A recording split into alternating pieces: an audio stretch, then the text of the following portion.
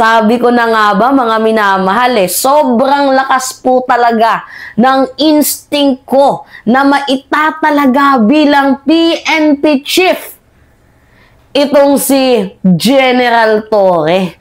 Alam niyo mga minamahal, nakasama na namin yan, si General Torre, twice. Pumunta kami sa CIDG, may mga kinasuhan kami, and sobrang napaka-approachable. So ngayon, kinukwento ko lang yung personal experience ko hands-on si General Torre sa kanyang trabaho. Hands-on sa mga pumupunta, like, hindi siya yung, dahil may rango na, hindi siya ganun mga minamahal.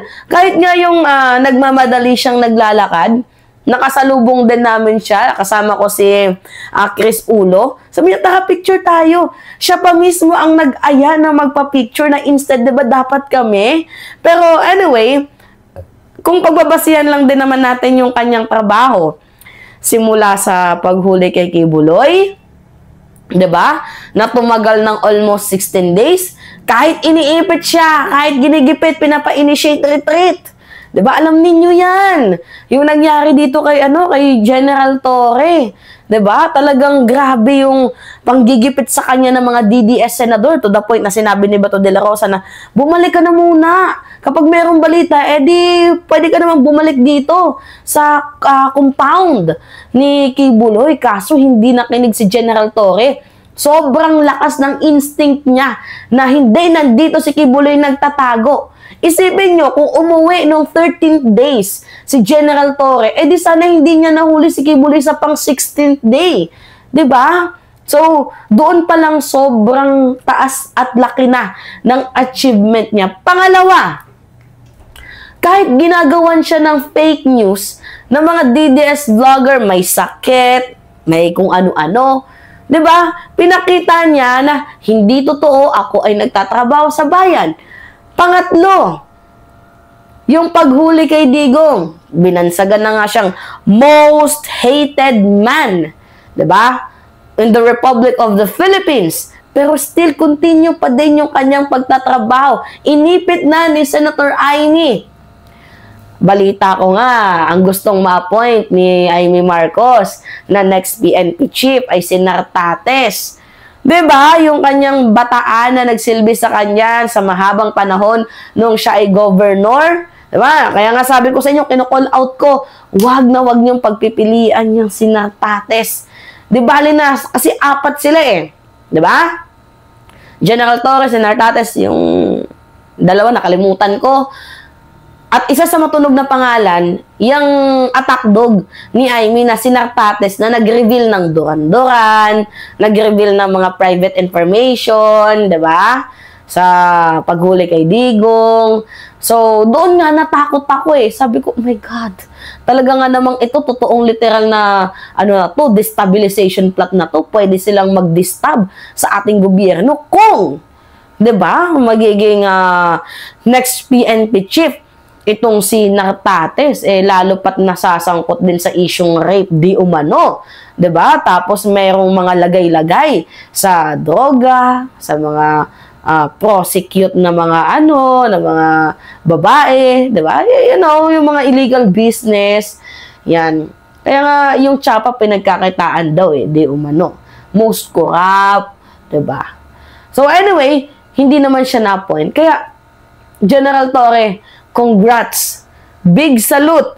Dahil ikaw ay isang talaga nga namang sumusunod sa batas, straightforward. Talagang yung dedication mo sa trabaho mo, sobrang malinis. Diba? Kasi mga minamahal, yung ibang naging PNP chief, talaga nga namang kaduda-duda. Diba? Yung tungkulin nila, bayad yung Chapa. Pero itong si General Torre, hindi nababayaran ng prinsipyo. Kaya sobrang saludo, sobrang hanga kami sa iyo. Ang dami ngang nag-heart na siya yung naging next PNP chief, 'di ba? Kasi hindi na matutupad ng mga DDS yung mga nila, mga next movement nila, yung mga distab ganyan-ganyan, 'di ba? So, ito pala yung balita mga minamahal. Mabuhay ang Pilipinas. Next PNP chief General Torre. Okay.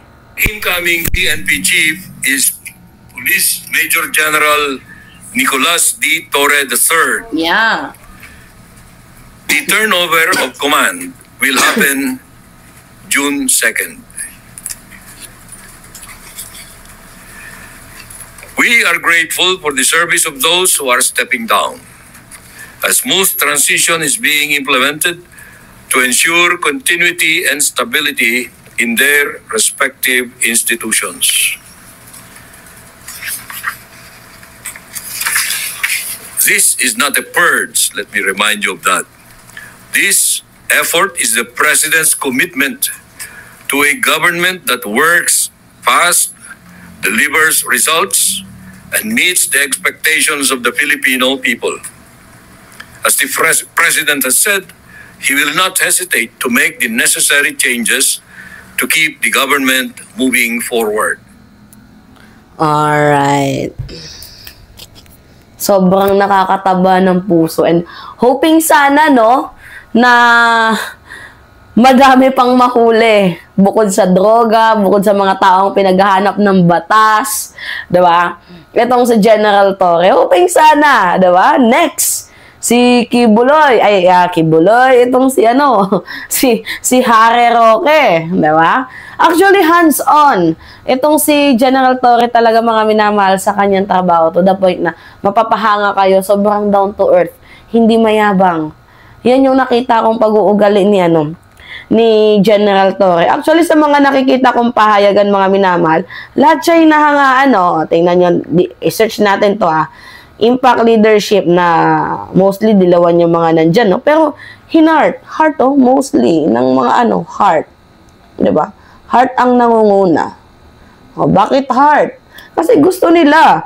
Yan din yung sigaw ng taong bayan. Kaya medyo malungkot dito yung mga DDS. 'Di ba? Kahit anong fake news ang ginawa nila dito kay General Torre, hindi natibag.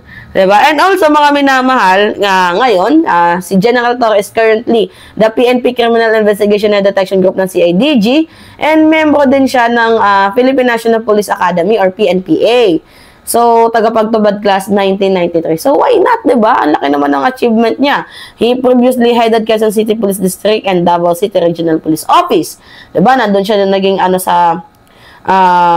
sa Davao siya nagsimula at doon umangat yung kanyang pangalan. And yung kanyang accomplishment na hindi malilimutan is yung pag-aresto niya kay Kibuloy na umabot ng 16 days. And siya din ay isa sa mga controversial na nandoon nung inaaresto itong si former President Duterte na dadalhin nga po doon sa The Hague, sa the Netherlands. At isa din siya sa may pinakamalaking contribution dito nga po sa drug war ng iniimbestigahan nila. So, si Torre po ay magsiserve ng 31st PNP chief and 4th under the Marcos administration.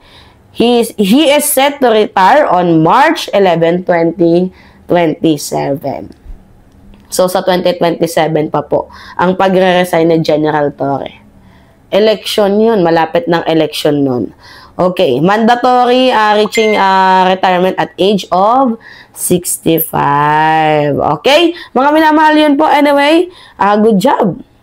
General Torre, congratulations. Make sure na maglilingkod ka ng tapat at totoo sa ating bayan. Dahil kung hindi, diba, kami din ang babati ko sa'yo. Pero we are looking forward na continue lang yung stability na gusto mong mangyari sa ating bayan. Ingat! Pahingin lang po ako ng comments, likes, and share, and subscribe. And also, don't forget to click this notification bell for more update. Yan lamang po. Ingat mga kababayan.